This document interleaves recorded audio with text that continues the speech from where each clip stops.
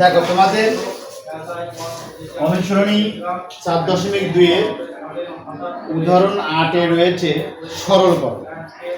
এখানে তিনটা অঙ্ক দেওয়া আছে, একটাতে এ আর একটা হচ্ছে এ স্কয়ার, পরে 2 নম্বরে আছে এ কিউব আর এ স্কয়ার, আর 3 নম্বরে আছে এ টু দি পাওয়ার 4। এটা কিভাবে করতে হবে?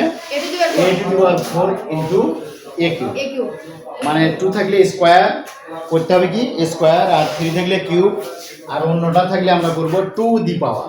যেমন 4 থাকলে করব 2 দি পাওয়ার 4, 5 থাকলে 2 দি পাওয়ার 5 পানামো। এখানে সরল করতে বলছে। 1 নম্বরে আছে কি এ গুণন এ স্কয়ার। এটাকে যদি আমরা এই এ স্কয়ারকে যদি ভাঙে নেই তাহলে এ কয়টা হবে? দুটো না? এটা ভাঙলে কত হবে? দুটো হবে। এখানে তো একটা আছে। এখন এই তিনটে মিলে আমরা ওই যে ভাঙাছিলাম ওখানে কত হবে? এর কাজ হবে এ কিউ। পারবা না এরকম অঙ্ক আসলে? হ্যাঁ, এটাই আনসার। তাহলে 2 নাম্বারটা একজন একটু তোমরাই বলো দেখি। 2 নম্বরে আছে এ কিউব গুণন এ স্কয়ার গুণন এ স্কয়ার। এটা ভাঙাবো কিভাবে? প্রথমটা এটাতে এ কয়টা লিখবো? এ তিনটা। এটা তো এ তিনটা, 1 2 3। আবার এটাতে কয়টা হবে? দুইটা, 1 2।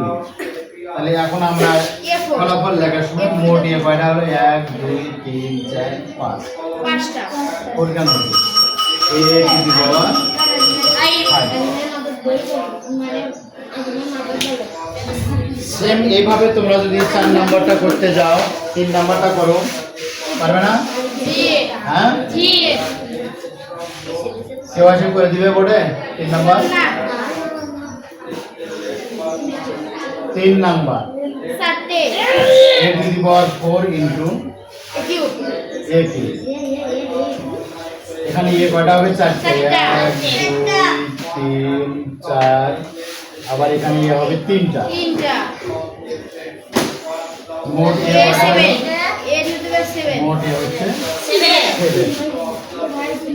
বুঝতে পারছো? তা আসলে আমাদের এখানে শিক্ষার্থী আছে কিনা অনেকেই দেখতে চেয়েছে।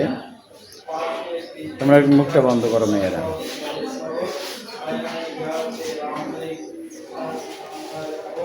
ছোটগ্রামপুর পশ্চিমপাড়া দাখিল মাদ্রাসা 6ষ্ঠ শ্রেণীর ক্লাস আর কি। যারা এই মুহূর্তে